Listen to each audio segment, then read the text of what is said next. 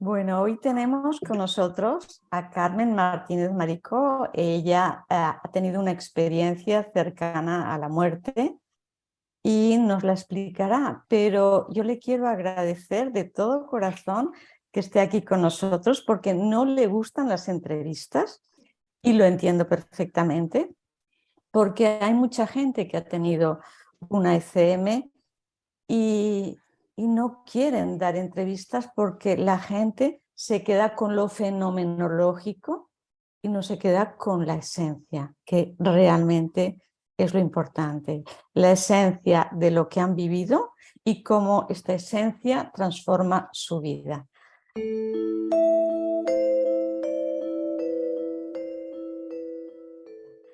Muchísimas gracias, Carmina, por estar aquí con Fundación ICLOVI hoy. Bienvenida. Muchísimas gracias. Yo estoy encantada porque aunque no me gusten mucho las entrevistas, pero bueno, estando con gente como tú se hace mucho más fácil. Y bueno, al final, al fin y al cabo, pues es una experiencia que hay que compartir, por si podemos ayudar en algo a la gente que tenga un poquito más de esperanza. Así que nada, gracias por la invitación y aquí estoy para lo que necesites. Es que yo creo que sí se tiene que compartir siempre y cuando se pueda, porque para mí, siempre lo digo, sois mensajeros del amor y de la paz. Y eso se tiene que transmitir. Y esta sensación y estas vivencias son muy importantes para desmontar conceptos, desmontar creencias y vivir y morir de otra manera. Cierto. Gracias. Gracias a ti. Pues cuéntanos lo que tú quieras. Bueno, pues te voy a contar brevemente mi ECM. Bueno, hoy Uh-huh. tengo 56 años y la ECM la tuve con 18, o sea que hace mucho tiempo. La forma de vida, todo era muy distinto ahora. Bueno, yo habitualmente solía tener bastantes amigdalitis, pues trabajaba al aire libre, en fin. Era habitual en mí que de vez en cuando pues, tuviera alguna subida de garganta, pero en una ocasión pues enfermé de una subida de garganta y después de estar una semana en la cama, me levanté, volví a hacer mi vida diaria y a la semana volví a recaer con la misma sintomatología, pero mucho más fuerte. O sea, normalmente cuando tiene fiebre de garganta, la fiebre suele ser alta, pero bueno, en unos días pues se remite. Pero en esta ocasión la fiebre no bajaba de 40, empezó a inflamárseme la garganta en exceso, o sea, tenía la garganta tan inflamada que la lengua no me cabía en la boca. O sea, tenía una dificultad respiratoria brutal. Y todo esto sucedió en mi casa, en la casa familiar, porque en aquella época en mi ciudad, en mi pueblo, no había hospital todavía. Hombre, había urgencias y tal, pero no había hospital como tal. Pero bueno, en principio, en los primeros 2 o 3 días, pues mi familia pensó pues, que era pues, otra amigdalitis normal, pero claro, ya empezó a evolucionar peligrosamente, la fiebre no bajaba y ya la cosa empezó a ser preocupante. Yo recuerdo que tenía periodos de conexión y desconexión. Me imagino que, claro, cuando me subiría la fiebre, pues digamos que me quedaría así un poco como inconsciente. Y en un momento determinado, pues yo me veo desde fuera del cuerpo, veo mi cuerpo en mi cama. Y claro, en el primer segundo, pues claro, te asustas porque no sabes qué está pasando. Pero un segundo después tienes un conocimiento mucho más grande y pasé a pensar que eso era normal. O sea, yo vi mi cuerpo ahí, yo sabía que la esencia de ese cuerpo era yo que estaba fuera de ese cuerpo. Y bueno, en ese momento pues sentí una felicidad y un amor que no se puede explicar. Es que dice siempre decir lo mismo, que no se puede explicar, pero es que es que no hay palabras. De verdad que no hay palabras para explicar esa sensación y ese estado de plenitud. de amor, porque cuando vuelves a la tierra, eso ya no se vuelve a dar. A lo mejor hay periodos de felicidad, pero vamos, ni se acercan. Bueno, pues yo dejé el cuerpo ese ahí en la cama y vi como estaba feliz y me dediqué a mirar por mi habitación, porque claro, yo era algo etéreo y me podía mover a voluntad. Y claro, yo estaba pues, como un niño cuando le das una pelota nueva, estaba mirando por todos los sitios. Me subí, empecé a mirar encima del armario de mi habitación, porque había varios objetos, y vi que había 3 cuadernos en la parte de dentro que yo estaba buscando desde hacía tiempo, porque eran unos cuadernos que los tenía que devolver y no sabía dónde estaban. Y claro, desde el suelo era imposible verlos. Y jolín, me puse contentísima de ver que había encontrado esos cuadernos y de ver objetos que habían por ahí encima del armario, una cámara de fotos que también buscaba. Y bueno, yo estaba feliz, me puse por ahí a mirarlo todo yo lo veía todo desde un punto cenital, desde como si estuviera en un rincón de la habitación y veía absolutamente todo. Luego, claro, luego cuando piensas fríamente, pues, luego te das cuenta que en ese momento tienes una visión general de todo, como una de 360 grados. Pero bueno, en ese momento pues yo estaba feliz.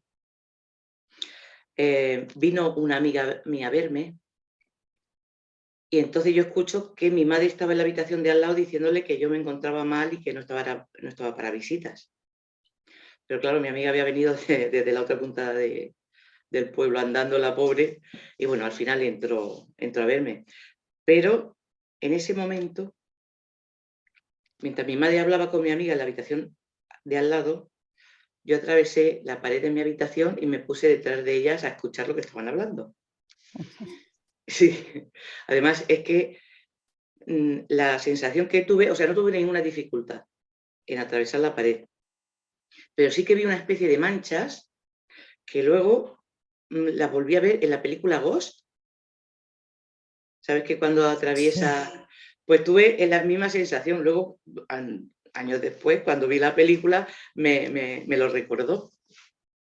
Bueno, la cuestión es que mi pobre amiga pues entró a verme y claro, yo estaba inerte en ese momento y, y a la pobre pues no le gustó mucho la pinta que yo tenía. Se ve, mala cara debía de tener yo desde luego, porque fue un capítulo muy, muy importante y muy feo en ese momento, porque me quedé deshidratada, estuve una semana sin medicación, con lo cual la cosa se fue complicando. Cuando conté la ECM, estaba en otro sitio, estaba delante el doctor Miguel Ángel Pertierra.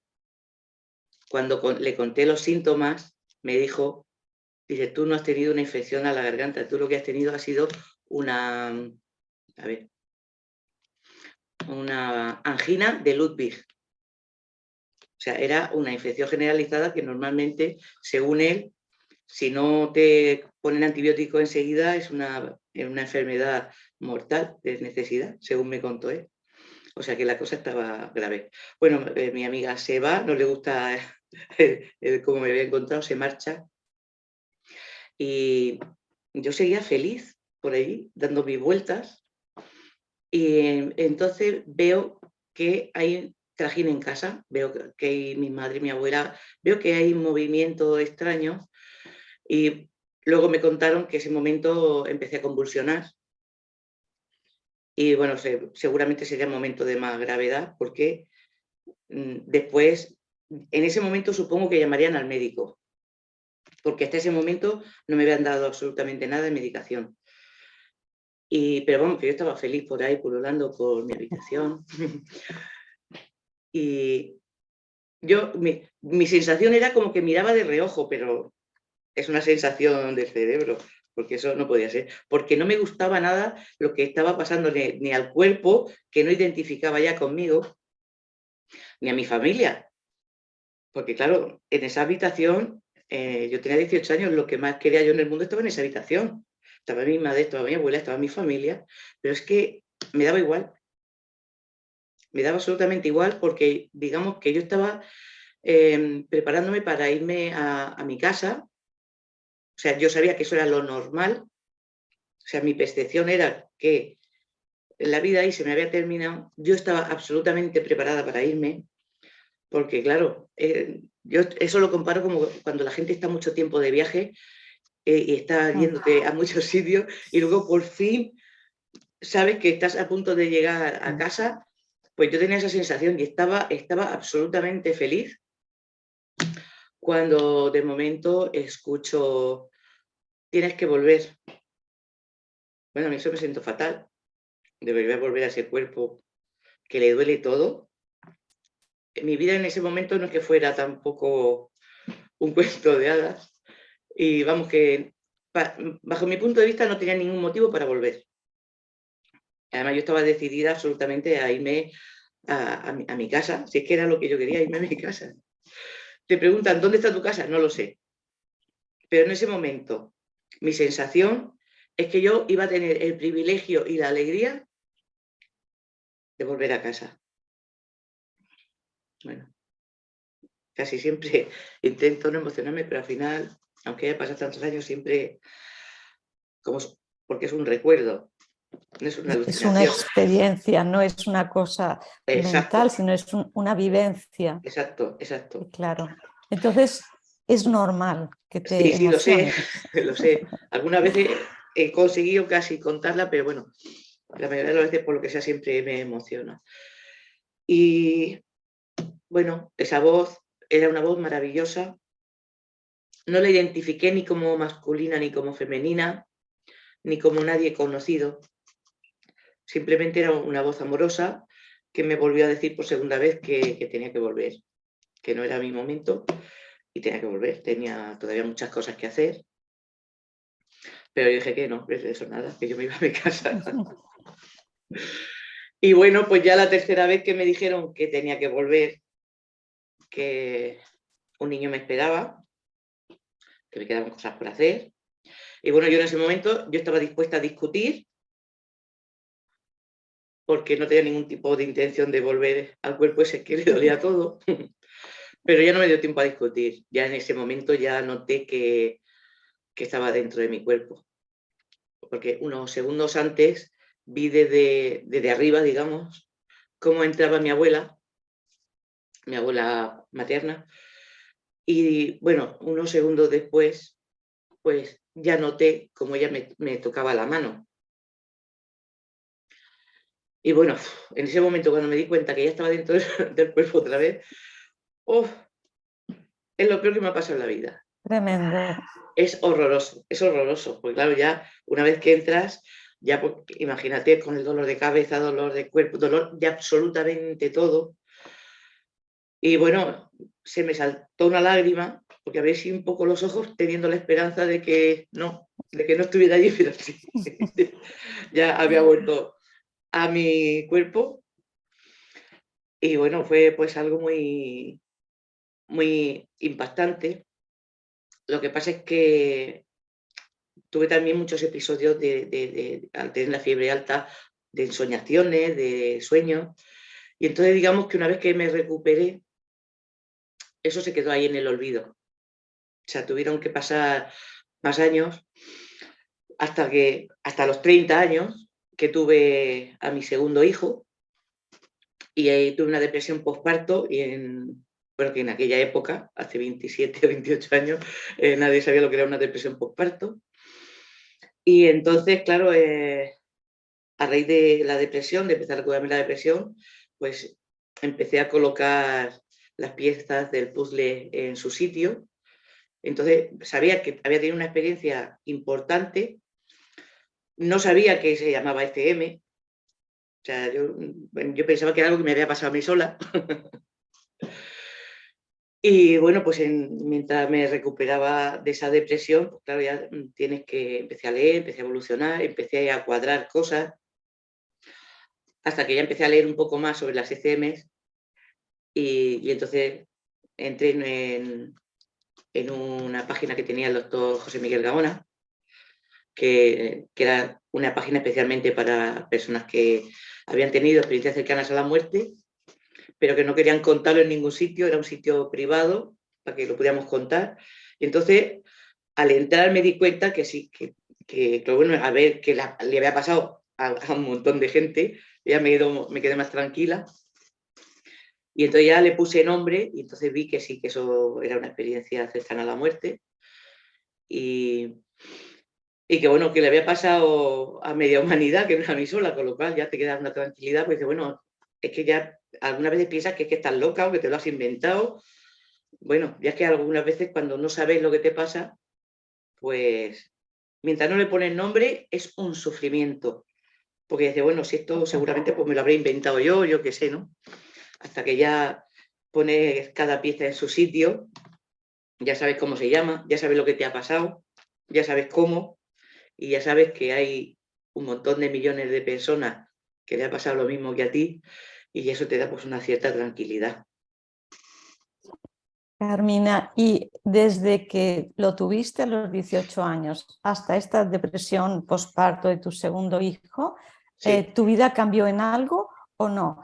¿Tuvo efectos esa ECM o no? sí, sí. Yo no lo percibí. O sea, yo me he dado cuenta a posteriori. Pues sí, porque yo tenía un trabajo en aquella época que no me gustaba mucho y entonces hice lo imposible por cambiar de trabajo y bueno, y lo conseguí. Tuve un par de trabajos y al final me hice auxiliar de enfermería. Yo, la verdad que cuando empecé a rebobinar, yo tenía la sensación de que ese capítulo no había tenido consecuencias en mi vida. Pero claro, luego empiezas a hacer una retrospectiva de tu vida. Y dices, sí, sí, claro que hacer. Lo primero es que me compré un libro, que es uno de los libros más antiguos que hay, que se titula Hay vida más allá de la muerte, que es un libro, uno de los pocos libros que había en aquella época, que a mí esto de la muerte y esas cosas como que a mí no me hacían ilusión. No era una cosa que yo quisiera ni leer, ni estudiar, ni aprender. Era una cosa que más o menos lo tenía así lejos, no tenía ningún interés por el tema de la muerte. Y sí, y ya empecé a leer así algún libro de ese tipo, en el que ya, digamos, empecé a caminar sin saberlo por el camino espiritual que ya tenía que andar. Y sobre todo, trabajar en algo que me permitiese ayudar a la gente. Empecé a cuidar a abuelitos, me salía así algún trabajillo, pero vamos, en lo que me enfoqué, lo que me nacía, también me salió trabajo en el hospital de mi pueblo, cuando años después se hizo, y entré de limpiadora. Estuve ahí 3 años trabajando de limpiadora, y claro, al ver el ambiente, el contacto con los enfermos, eso ya me terminó de despertar, digamos, la vocación, y entonces me puse a estudiar para auxiliar de enfermería, que me costó, porque ya ahora explicas tu trayectoria en unos minutos, pero el camino ni ha sido corto, ni ha sido fácil, pero bueno, ha sido el camino que tenía que recorrer. Y bueno, me pude conseguir trabajar de auxiliar de enfermería. Ahora ya llevo ininterrumpidamente pues, unos 19 o 20 años trabajando ya de auxiliar, que es lo que realmente pues, me motiva en mi trabajo. Hombre, me molesta un poco porque ahora ya sabes que los hospitales tenemos una carga de trabajo que eso es lo que no le puedes dedicar al paciente todo el tiempo que sería necesario. Pero bueno, pero ahí digamos que puedo volcar la vocación que quiero, porque ves el resultado. O sea, yo entro a bañar a una persona a la habitación y lo ves triste y no sé, pues le empiezo a contarle cualquier burrada. Bueno, al final hace que sonría y luego cuando vuelves a entrar a la habitación, pues te habla sobre lo que has hablado y se le ha olvidado un poco que mañana le van a cortar una pierna. Y en fin, eso la verdad es que me satisface mucho porque veo que mi trabajo vale para algo. No todo lo que yo quisiera, pero bueno, lo que se puede hacer, pues Claro, bienvenido sea. es muy importante ese cambio de la gente que ha tenido una ECM, de que se vuelcan en la ayuda de los demás, ¿no?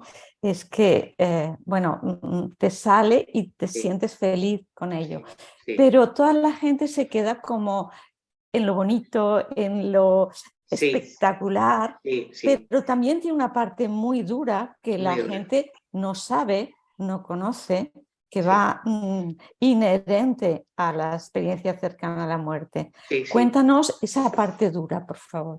absolutamente. Pues, por ejemplo, cuando sales de ese episodio, sientes como que eres un extraterrestre.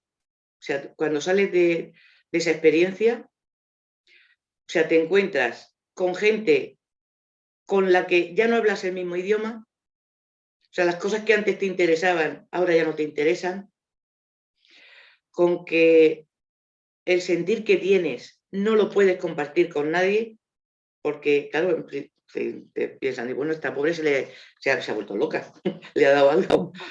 No hay absolutamente nadie a tu alrededor que pueda escucharte, como era mi caso. Yo había cosas que no sabía explicar, pero no tenía nadie a quien preguntar. No había absolutamente nadie a quien yo pudiese acudir. Por eso me parece tan importante la labor que estáis haciendo vosotros ahora, o si encontréis gente que tenga una ECM, que se aminore en lo posible ese dolor, porque yo he estado años y años y años con un vacío interior, un dolor inexplicable, porque piensa, bueno, ahora lo que yo pienso es una cosa con la que no puedo hablar ni con la familia ni con los amigos. Luego te vas por ahí con los amigos a tomarte una cerveza y parece que te han cambiado la vida. O sea, es como si se hubieran llevado mi cuerpo y hubieran metido un extraterrestre dentro de mí con el que no puedes compartir. Entonces se hace ahí pasas de tener, en mi caso, una vida interior cortita a tener un mundo interior inmenso, vacío y triste, porque no sabes qué hacer con ello. Entonces te entra una tristeza y un vacío que algunas veces mmm, llegas a pensar, no sé si merece la pena estar aquí, porque es que no consigo vivir. O sea, pasas de momento a un modo de subsistencia. Tienes que ir a trabajar, tienes que ir a estudiar, tienes que hacer tu vida normal con la gente, y llega un momento que fue el momento de la depresión postparto de mi segundo hijo, en la que ya cortas y dices, bueno, pues yo ya pierdes los amigos, porque ya te digo, no tienes conexión. Ellos se van, no sé, a hacer lo que han hecho siempre, pero lo que han hecho siempre a ti ya no te vale. Entonces ya te quedas, digamos, absolutamente sola en el mundo. Entonces, gracias a la depresión que tuve, pues digamos que me tuve que rehacer de nuevo. Fueron 2 años horribles, pero en la que empiezas a ver un punto de luz al final del camino, en la que tienes que leer 10.000 libros, tienes que coger un poco de aire por algún sitio para poder vivir, porque yo tenía 2 hijos maravillosos, yo tenía una familia preciosa y había veces que no tenía ganas de vivir, porque parecía que estaba como de prestado. Entonces, la gente, como tú dices, se queda con el momento bonito. Sí, en ese momento tuve un momento de felicidad, pero es que ya te quedas en la tierra como si estuvieras huérfano. Entonces, esa sensación es muy fea, evidentemente, pero tenemos que sacar fuerzas de donde no hay para buscar el camino, para rehacernos y vivir nuestra nueva vida, porque todo tiene un sentido. Pero claro, hay un momento en que no lo ves. O sea, es que no ves ningún camino, no sabes por dónde tirar. Tuve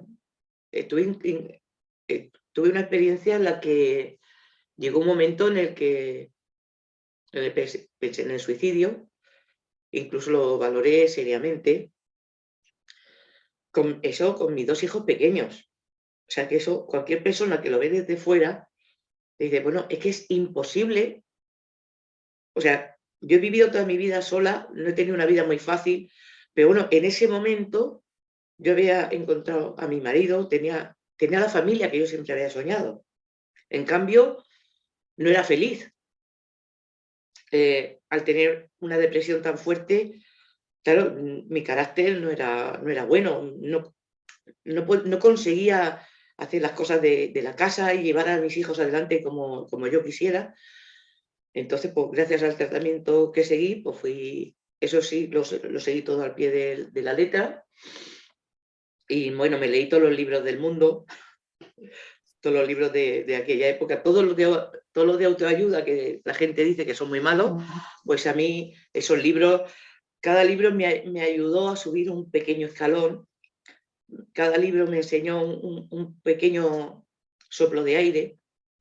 Y bueno, es una escalera que ha sido muy larga, muy dura, pero bueno, que finalmente merece la pena, porque ya cuando llegas al rellano, no arriba, al rellano, ya puedes respirar, ya tienes la visibilidad de lo que es tu vida real, porque cuando estás con una depresión, estás en el sótano, estás a oscuras y no ves ni escaleras, ni ves ascensor, ni ves absolutamente nada.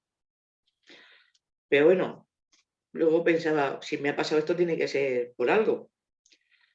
Mi conclusión, la gente dice, es que nos tenemos envidia a la gente que tenéis ECM. Yo para mí que mi ECM fue un poco de toque, una colleja, como decimos aquí en España, para decirme, por ahí no es tu sitio, hay que reconducir. Y entonces, claro, ya empezó a resonarme otra vez las palabras de qué tengo que hacer, qué es lo que tengo que hacer. Y bueno, pues me iban dando golpecitos por todos sitios. Ya sabes que he escrito un libro, lo escribí hace unos 5 años, un libro que no quise escribir, porque claro, al estar en el hospital, yo tenía el concepto de la muerte pues muy normalizado. Yo tenía el concepto de que la gente asumía su muerte. En mi caso, mis 2 abuelas tenían su trajecito colgado en el armario, tenían todo determinado, cuando yo me muera esto, cuando yo me muera lo otro. Entonces estaba todo perfectamente dilucidado. La gente sabía lo que tenía que hacer. Pero yo me voy a trabajar a un hospital y empiezo a ver que la gente primero no quería morirse. Luego, la familia, cuando veía al familiar que se estaba muriendo, o sea, le complicaba el tránsito en lugar de ayudar. Y claro, eso a mí me impactó y me creó ahí un dilema que me enojó bastante, la verdad. Y entonces, hablando con un amigo, me dijo, ¿por qué no escribes algo? Digo, pues sí, quiero escribir una especie de decálogo. Eran 10 frases en concreto, muy contundentes, de lo que yo había visto, o sea, cosas que yo había visto, lo había plasmado en una línea. Y yo quería hacer folios de esas 10 recomendaciones pues, para dejarlas por mi hospital o regalárselas a los amigos.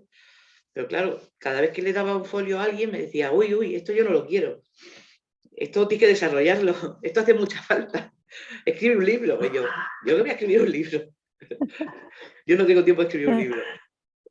Y bueno, ya empezó ahí el acoso universal, como dice Paulo Coelho, que el universo conspira. Sí. Pues el universo conspiró.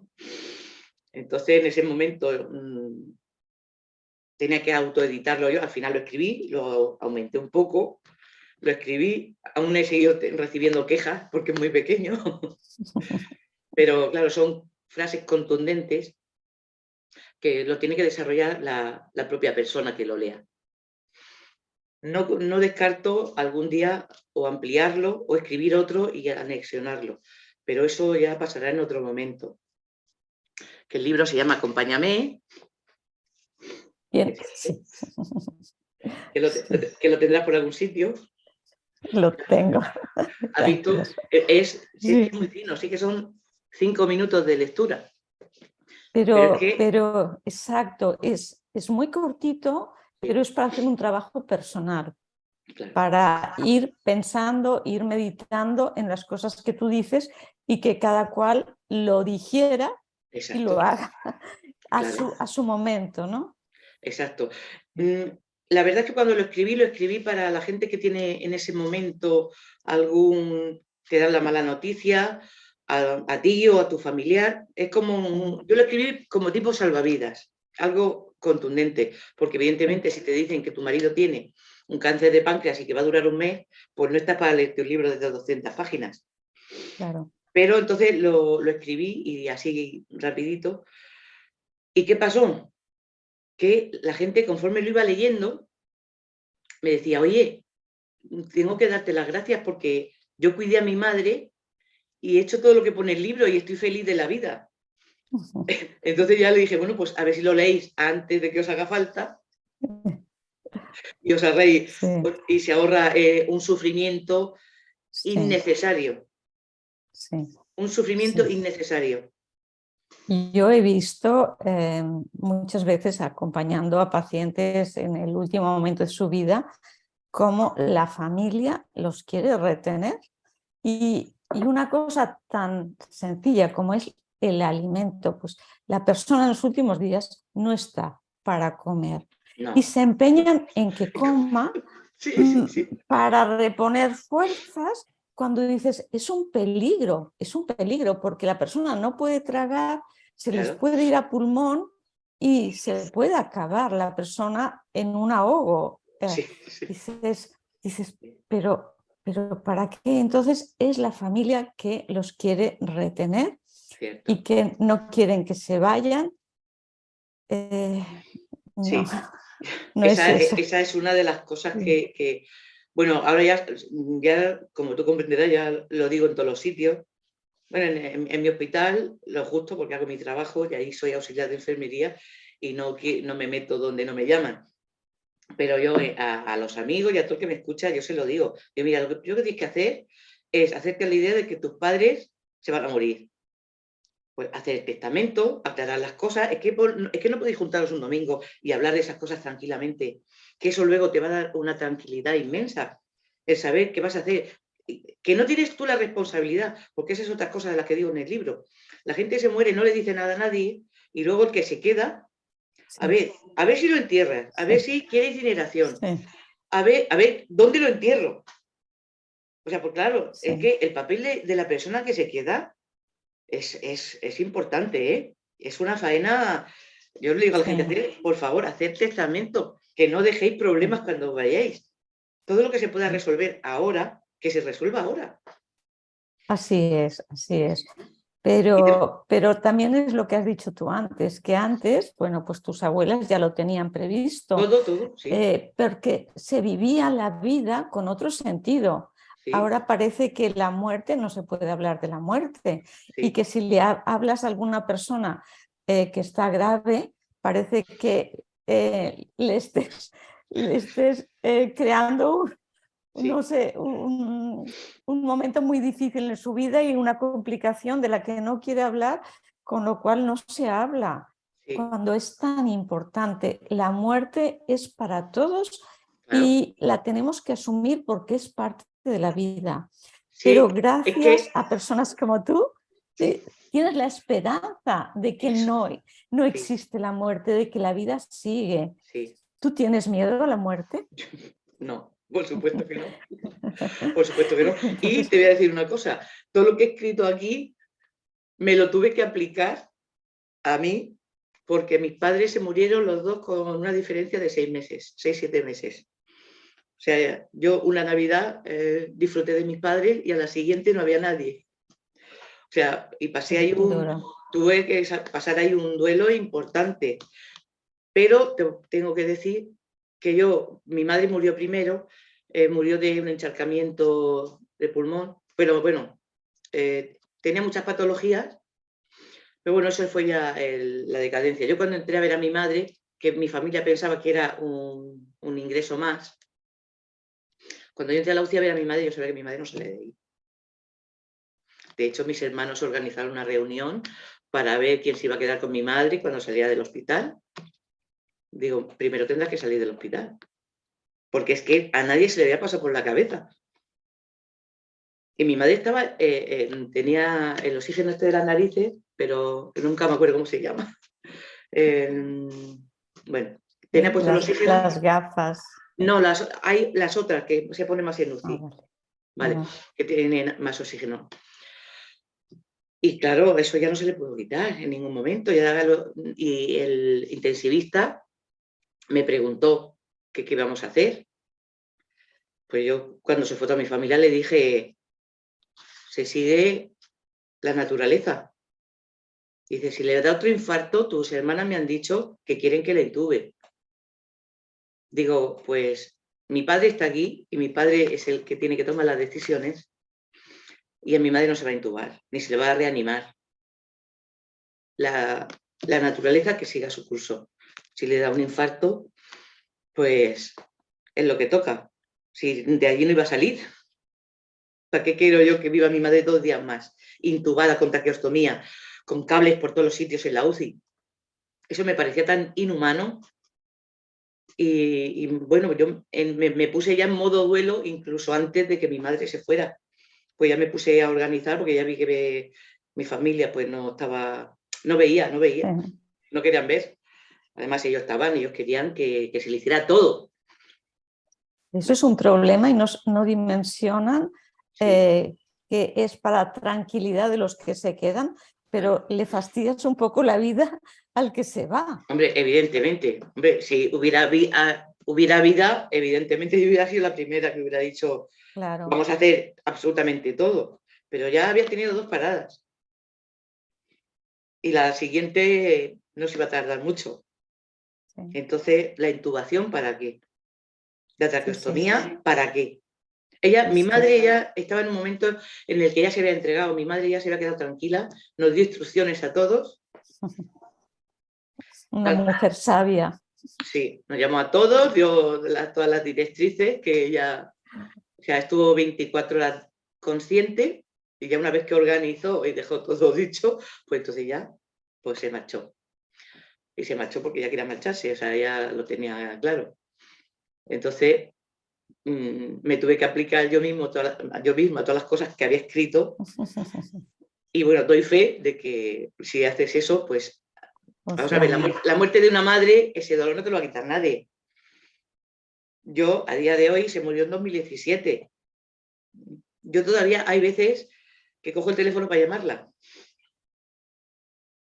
Hay algún momento, y yo sé que está en su sitio, que sé que está maravillosamente bien, que eso quieras que no también es una tranquilidad grande. Porque cuando sabes que ellos están bien, que la vida no se acaba cuando el cuerpo, cuando el traje se ha quitado, que hay, y sobre todo que están en un lugar maravilloso, que están en un lugar mejor, pues eso te da una tranquilidad que el duelo pues se hace evidentemente de otra manera. No puede ser igual una persona que piense que se te ha muerto tu madre, que está metida en un nicho, que se van a comer los gusanos y que no hay nada más. Es que eso es terrible. O sea, si sabiendo que tus padres están bien es doloroso, pues imagínate una persona que no tenga esa esperanza en que no hay nada más, aunque la cosa se acaba ahí. O sea, eso es un duelo horroroso. Entonces, claro, es imposible salir de ese tipo de duelo si no tienes mucha ayuda. Y Carmina, para terminar, hemos hablado del lado negativo de la ECM, pero vamos a ver cuál es el lado positivo. ¿Qué te ha aportado en tu vida diferente? ¿Qué decisiones has tomado que rompan todos los cánones sociales o las creencias? ¿Qué te ha aportado? Pues bueno, me ha aportado muchísimo, claro. Me ha aportado una paz y una tranquilidad y un saber estar que no hubiera podido adquirir de ninguna otra manera. Ya tengo claro los amigos que son, porque, claro, mucha gente se pierde, desaparece y otra nueva viene. Entonces ya, quieras que no, la gente nueva que viene ya piensa como tú. Entonces, esa tranquilidad te da otra dimensión de la vida. O sea, te da más ganas de trabajar por los demás, de hacer más cosas. El libro me ha dado unas alegrías inmensas, que bueno, yo tengo un amigo que se llama Antonio Salazar, que creo que lo conoces, Sí. que dice, es que tú viniste para escribir el libro. Una de las cosas era escribir el libro. Pero bueno, pues igual no le quito la razón al hombre. Y me ha aportado muchas cosas positivas también, la verdad. La gente que me está apareciendo, bueno, es una gente maravillosa. O sea, por ejemplo, gente como tú, que te hemos visto en la tele, que tenemos en los altares, y luego decir, bueno, es que yo he hablado con Luján Comas, y se abren unos caminos preciosos. No siento de dificultad, porque la dificultad evidentemente está en la vida, es un camino de muchas piedras, pero bueno, creo que hay que enfocarse en las cosas bonitas que nos dan. No paro de recibir mensajes de gente que ayer, por ejemplo, 2 personas me contactaron que habían visto un vídeo que tengo en las redes contando mi ECM, que les había ayudado, que les había dado esperanza. Entonces, claro, si una persona te dice eso, pues dice, bueno, esto vale para algo, vamos, voy bien.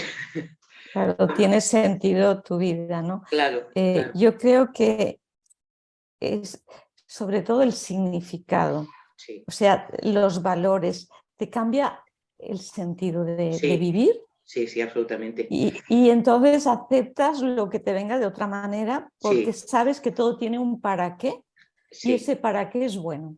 Es exacto, bueno para ti y es bueno para los exacto, demás. exacto. Es que es el cambiar la pregunta del por qué al para qué. Al Dice, para bueno, qué. ¿por qué a mí? Bueno, pues porque te ha tocado eso. Esa pregunta hay que hacérsela muy poco tiempo. Lo que hay que estudiar es el para qué, el qué puedes Claro, aportar a esta vida. claro, totalmente. Porque claro, si yo aporto a la gente, es una retroalimentación. Yo aprendo de la Claro, gente también, porque claro, claro, cuando la gente me cuenta su vida, me cuenta lo que le ha pasado, evidentemente es un feedback. Entonces, yo no claro. paro de aprender con la gente con la que hablo, con la que voy conociendo. Cada vez voy conociendo gente, bueno, más maravillosa. Y claro, se han quedado pues, los 4 o 6 amigos que son de toda la vida, pero que entienden tu transformación y digamos que te queda ya con el entorno que te hace falta para vivir. Y ya también tengo la alegría de que ya algunas compañeras pues ya van escuchando, ya van cambiando el pensamiento y que bueno, que en los hospitales tenemos que aportar también nuestro ser para que los pacientes pues lo intuyan por lo menos. Pero es que con tu simple presencia, con tu actitud, con cómo estás con un paciente, aunque Sí, no haya una palabra, cambia. sí, sí, sí. Cambia el entorno, cambia lo que percibe y le ayudas. Sí. Y bueno, pues si contar mi EC me sirve para que a una persona le dé esperanza, pues yo con eso ya doy por bien empleado el camino arduo que he pasado y que me queda por pasar, porque el que la gente sepa que has tenido una ECM, eso no es inherente a que tu vida sea fácil. Ha habido veces en los que los problemas los tenía de 3 en 3 y decía, pero bueno, ¿qué musculatura tengo yo que hacer aquí? Porque digo, yo conozco a toda la gente y tiene un problema y yo tengo 3. Y cuando soluciono esos 3 me vienen otros 3. O sea que las cosas importantes de la vida, por lo que sea, no vienen muy fácil. Pero llega un momento en que cuando tú estás en paz contigo misma, cuando ya sabes el camino por el que tienes que circular, cuáles son tus valores tuyos propios, porque hay muchas veces que tienes que contar mentirijillas, ¿no? Y sobre todo a los pacientes. Y entonces siempre estoy buscando la forma de que no sea una mentira, Exacto, de buscar las palabras que no molesten, que no hagan daño, pero que sea cierto. O sea, eso totalmente tienes de que, acuerdo. tienes que ir con la verdad por delante, evidentemente sin llevarte a nadie por delante. O sea, Claro. nosotros tenemos nuestro sitio y el que quiera escuchar, que escuche, y el que no, pues está en su perfecto derecho de creer lo que estime oportuno, faltaría más. Pero sí que es muy importante la honestidad contigo misma. Eso para mí es fundamental. Y ya muchas veces,